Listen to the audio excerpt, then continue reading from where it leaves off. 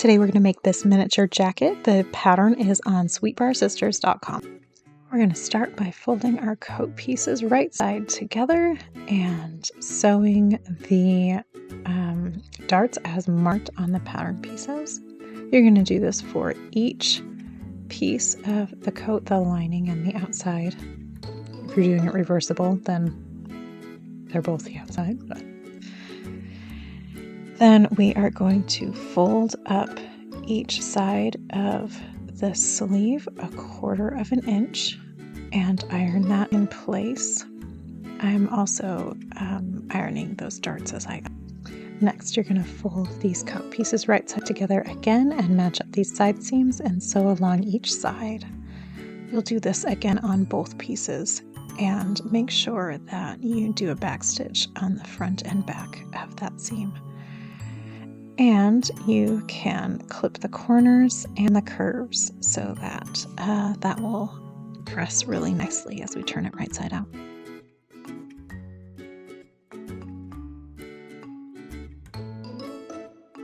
You can press these seams and then we will set these aside and work on the collar.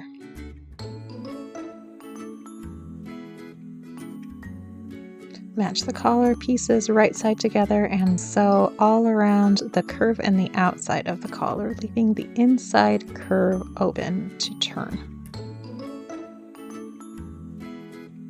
Flip all of those curves and turn and press in place.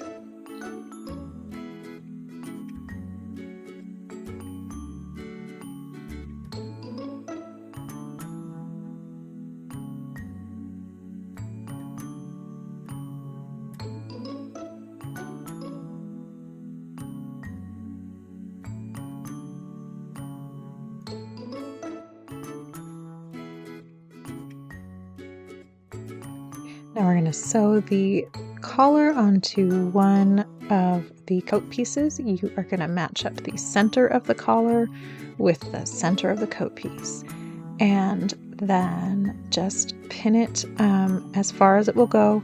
It's not going to go all the way to the edge, and that's okay.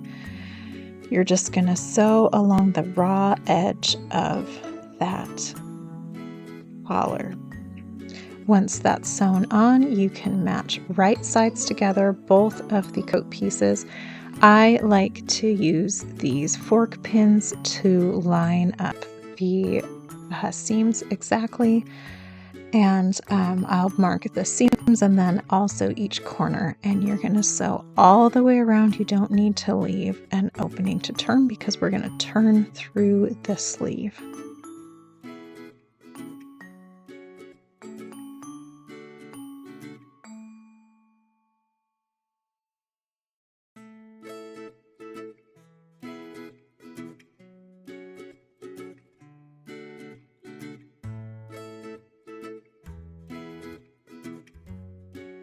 Once that's sewn, remove all of your pins and clip your corners so that you can get a nice point. And I like to clip the curve of the neckline as well. This is probably the trickiest part right here, is just turning it through the sleeve. I like to use these hemostats just to get a nice grip on it. You'll just pull everything through one sleeve, and then I like to use a chopstick just to get all of those corners nice and neatly pointed out before I press everything in place.